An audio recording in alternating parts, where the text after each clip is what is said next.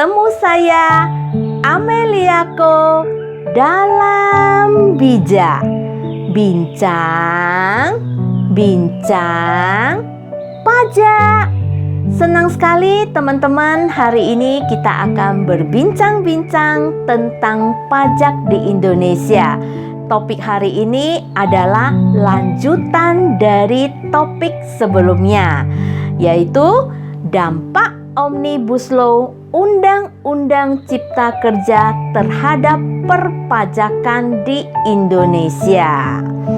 Dampak terhadap perpajakan di Indonesia ada terdampak pada pajak penghasilan, yaitu Undang-Undang Nomor 36 Tahun 2008, dampak terhadap pajak pertambahan nilai, yaitu Undang-Undang Nomor 42 Tahun 2009, termasuk juga dampak terhadap KUP, Undang-Undang Nomor 16 Tahun 2009. Hari ini kita khusus akan berbincang-bincang secara detail, walaupun poin-poin dampak terhadap pajak penghasilan, terhadap PPN, terhadap KUP, poin-poinnya sudah pernah kita perbincangkan di channel sebelumnya. Hari ini kita khusus bincang-bincang detail poin per poin khusus untuk pajak penghasilan terlebih dahulu. Pertama, yang cukup signifikan terdampak itu adalah tentang status subjek pajak. Seperti kita ketahui, di Indonesia memiliki yang namanya subjek pajak dalam negeri dan yang disebut juga sebagai subjek pajak luar negeri. Nah, siapa saja yang dikategorikan subjek pajak dalam negeri? Subjek pajak luar negeri itu sangat penting karena mempengaruhi perhitungan objek pajak penghasilannya. Dulu di dalam aturan tentang pajak penghasilan ini tidak begitu jelas diatur, namun sekarang sangat jelas diatur, di mana baik dia warga negara Indonesia maupun warga negara asing, asalkan dia berada di Indonesia melebihi 183 hari dalam 1 tahun pajak, maka dia disebut subjek pajak dalam negeri. Nah, yang paling signifikan lagi adalah warga negara asing yang disebut sebagai subjek pajak dalam negeri. Dulunya perhitungan pajak penghasilannya bersifat sistem worldwide income. Artinya, si warga negara asing ini jika dia memiliki penghasilan selain di Indonesia, dia juga memiliki penghasilan di luar negeri, maka semua penghasilan itu harus dihitung kembali menggunakan sistem perpajakan di Indonesia. Namun, sekarang warga negara asing yang disebut sebagai subjek pajak dalam negeri, maka yang diperhitungkan menggunakan sistem teritorial, yaitu hanya penghasilan dari Indonesia saja, yaitu dari keahlian yang dia miliki. Dan itu pun yang diperhitungkan hanya 4 tahun pertama dia disebut sebagai subjek pajak dalam negeri. Nah, sekarang kita bincang-bincang tentang subjek pajak luar negeri. Siapa saja yang dikategorikan sebagai subjek pajak luar negeri? Sekarang warga negara Indonesia yang tidak tinggal di Indonesia, yang berada di luar Indonesia melebihi 183 hari dalam 1 tahun pajak, maka dia disebut sebagai subjek pajak luar negeri. Cukup jelas ya teman-teman pembagian antara subjek pajak dalam negeri maupun subjek pajak luar negeri. Teman-teman, dampak terhadap pajak penghasilan berikutnya adalah tarif pajak penghasilan badan. Seperti kita ketahui, tahun pajak 2019 tarif pajak penghasilan badan adalah 25%. Namun, mulai tahun ini, tahun 2020 dan 2021, tarif pajak penghasilan badan turun menjadi 22%. Dan satu kabar gembira lagi, yaitu mulai tahun 2022, tarif pajak penghasilan badan turun lagi menjadi 20%. Dan bagi wajib pajak badan yang adalah perusahaan terbuka yang go public akan diberikan tambahan pengurangan pajak penghasilan sebesar 3%. Jadi dari 20% dipotong 3% menjadi 17%. Namun harus memenuhi syarat-syarat yang sudah ditentukan. Poin berikutnya yang cukup terdampak adalah pajak dividen. Dulu pajak dividen itu adalah objek pajak, namun sekarang menjadi non-objek pajak. Kita bincang-bincang pertama adalah tentang dividen dari dalam negeri dulu. Nanti kita bincangkan tentang dividen dari luar negeri. Kita perlu ketahui dividen itu adalah laba yang dibagikan kepada para pemegang saham. Ya, itu disebut dividen sesuai dengan persentase proporsional kontribusi saham di perusahaan tersebut. Pertama, dividen yang dibagikan oleh perusahaan dalam negeri, dulunya jika dia pemegang sahamnya adalah orang pribadi, maka pajak dividennya adalah 10% dan bersifat final. Namun sekarang menjadi non-objek pajak, artinya tidak dikenakan pajak dividen. Namun dengan syarat wajib diinvestasikan kembali ke Indonesia. Kemudian, pemegang sahamnya bukan orang pribadi, misalnya perusahaan, PT, badan usaha. Dulunya jika dia memiliki kontribusi saham melebihi 25%, maka dia itu adalah non-objek pajak. Namun jika kontribusi kepemilikan sahamnya lebih kecil dari 25%, maka akan dikenakan pajak dividen yaitu PPh pasal 23 sebesar 15% bersifat tidak final. Namun sekarang ya, semua badan usaha yang dibagikan dividen itu menjadi non-objek pajak, artinya tidak membayar pajak dividen. Syaratnya cuma satu, yaitu investasikan kembali ke Indonesia. Kemudian kita akan bincang-bincang lebih detail tentang dividen yang didapat dari luar negeri. Jadi yang dimaksud dividen yang diterima dari luar negeri itu adalah orang Indonesia, orang pribadi maupun badan usaha yang memiliki saham di perusahaan di luar negeri. Jadi jika ada keuntungan di perusahaan di luar negeri akan dibagikan labanya. Nah, laba inilah yang disebut dengan dividen dari luar negeri. Syaratnya hanya dua. Yang pertama adalah wajib dibagikan 30% dari laba yang didapat setelah pajak. Yang kedua, 30% tersebut wajib diinvestasikan kembali ke Indonesia. Maka dividen tersebut tidak menjadi objek pajak, artinya tidak dikenakan pajak dividen. Namun jika tidak memenuhi salah satu dari kriteria yang tadi, itu menjadi objek pajak. Seperti apa? Biar lebih jelas, kita bincang-bincang menggunakan ilustrasi. Yuk kita simak ilustrasinya. Ilustrasi yang pertama adalah jika PT A memiliki saham 100% di luar negeri. Katakanlah perusahaan di luar negeri tersebut pada tahun tertentu mendapatkan laba setelah pajak $100.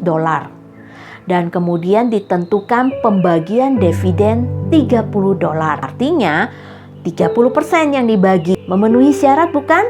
30%. Kita lihat lagi, saham yang dibagikan 30%, $30 tersebut diinvestasikan ke Indonesia atau tidak. Jika diinvestasikan seluruhnya ke Indonesia, maka dividen yang dibagi tersebut tidak dikenakan pajak dividen. Ilustrasi kedua hampir sama dengan ilustrasi pertama, yaitu PT A memiliki saham 100% di luar negeri. Katakanlah pada tahun tertentu perusahaan di luar negeri tersebut mendapatkan laba setelah pajak $100. Lalu dividen yang dibagikan adalah $30. Jadi 30%. Memenuhi syarat bukan? Ya. Namun kita lihat lagi, $30 tersebut apakah seluruhnya diinvestasikan di Indonesia? Ternyata yang diinvestasikan hanya $20.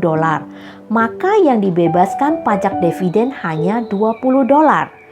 Selisihnya $10 itu menjadi objek pajak dividen.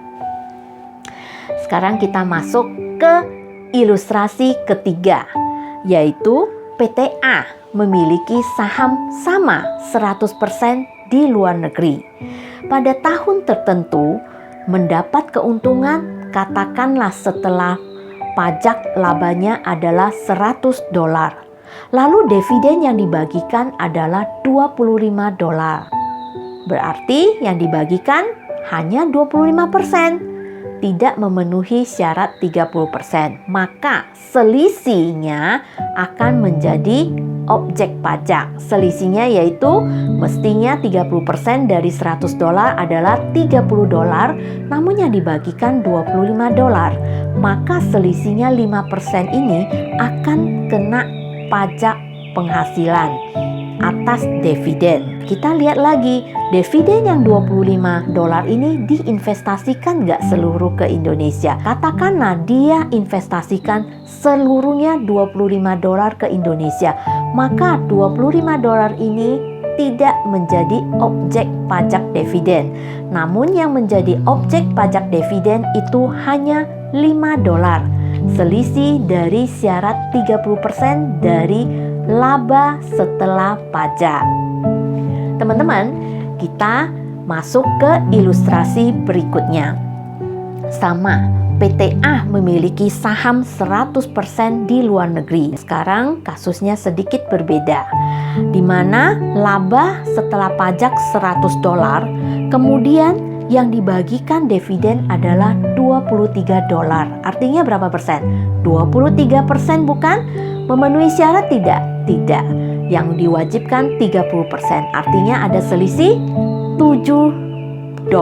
Maka $7 ini menjadi objek pajak. Kita lihat lagi, dividen yang dibagi tadi $23 seluruhnya diinvestasikan di Indonesia kah? Ternyata yang diinvestasikan hanya $20.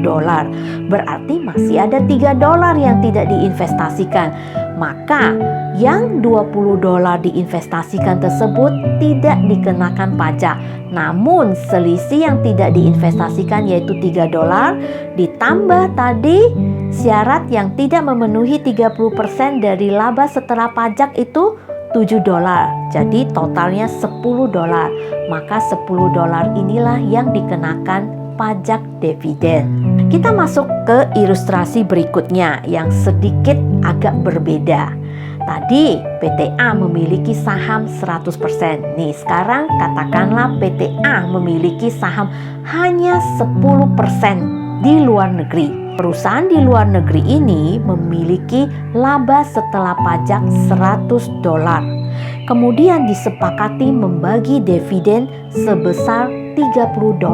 Berarti dari laba yang didapat setelah pajak adalah 30%. Berarti memenuhi syarat ya, 30%. Yang diinvestasikan ke Indonesia hanya $3. Kita hitungnya adalah dividen yang dibagi $30 dikalikan proporsional kepemilikan saham PTA di Indonesia hanya 10%. Jadi $30 dikali 10% adalah $3. $3 ini ternyata diinvestasikan seluruhnya di Indonesia. Memenuhi syarat bukan? Maka $3 ini tidak dikenakan pajak dividen. Kita masuk ilustrasi terakhir yang sedikit rumit. Ya, perhatikan teman-teman, PTA memiliki saham 70% di luar negeri. Pada tahun pajak tertentu, perusahaan di luar negeri ini mendapat laba setelah pajak sebesar $100. Laba dari $100 ini disepakatin dibagi dividen $20. Memenuhi syarat tidak teman-teman? Tidak, karena yang diwajibkan adalah 30%. Berarti yang wajib dibagikan harusnya $30. Tapi yang dibagikan $20.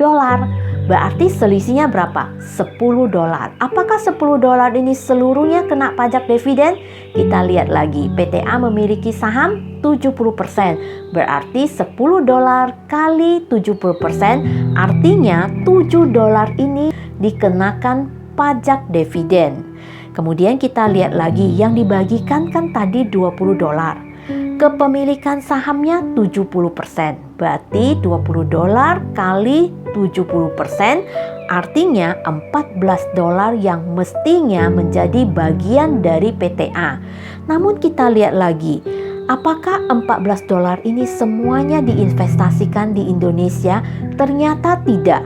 Yang diinvestasikan cuma $10. Berarti ada selisih $4.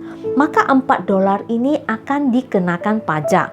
Walaupun $10 yang diinvestasikan ini tidak kena pajak dividen, namun yang dikenakan adalah selisihnya, yaitu $4 yang tidak diinvestasikan ditambah dengan selisih dari 30% yang disyaratkan tadi, yaitu $7. Maka $7 ditambah $4 menjadi $11. Dan $11 inilah yang dikenakan pajak dividen. Sedangkan yang diinvestasikan $10 ini tidak dikenakan dividen. Teman-teman, inilah cara perhitungan pajak dividen yang tidak dikenakan dan yang dikenakan, khususnya dividen dari luar negeri. Jadi teman-teman, jelas ya? Harus memenuhi syarat pertama adalah 30% dari laba setelah pajak. Kemudian 30% ini wajib seluruh diinvestasikan kembali ke Indonesia. Jika tidak memenuhi kedua syarat ini, maka akan dikenakan pajak dividen ataupun tidak memenuhinya berbentuk selisih. Nah, selisih inilah yang dikenakan pajak dividen. Teman-teman, kemudian dampak pajak penghasilan berikutnya adalah tarif PPh pasal 26 atas bunga pinjaman dari luar negeri. Nah, dulunya pinjaman bunga dari luar negeri itu memberikan penghasilan ke luar negeri, maka akan dipotong pajak sebesar 20%. Sekarang akan di bawah 20%. Akan diatur di dalam peraturan pemerintah.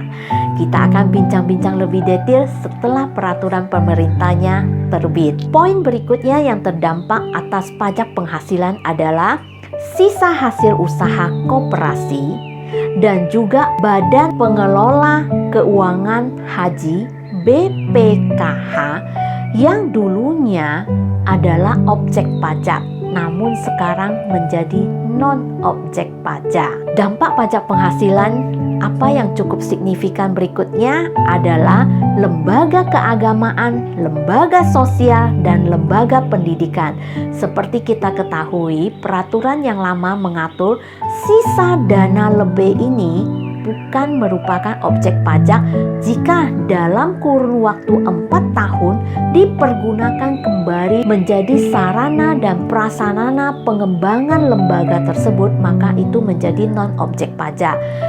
Jika melebihi 4 tahun, maka itu baru menjadi objek pajak. Nah, sekarang beda. Lembaga keagamaan, lembaga sosial maupun lembaga pendidikan, sisa dana lebih tersebut bukan objek pajak. Setelah melebihi 4 tahun menjadi dana abadi. Namanya juga dana abadi. Artinya dana yang wajib dipergunakan kembali ke dalam lembaga tersebut, baik itu pengembangan sarana maupun prasarana lembaga tersebut. Demikianlah teman-teman bincang-bincang kita hari ini tentang dampak Omnibus Law Undang-Undang Cipta Kerja khususnya terhadap pajak penghasilan di Indonesia. Jadi beberapa poin yang sudah dibincangkan secara detail itu menjadi perhatian penting bagi teman-teman. Semoga bermanfaat. Kita akan bincang-bincang lebih detail lagi di channel bijak berikutnya, khususnya dampak terhadap PPN, pajak pertambahan nilai, dan juga KUP. jangan lewatkan channel-channel bijak berikutnya. Saya Ameliako, salam bijak.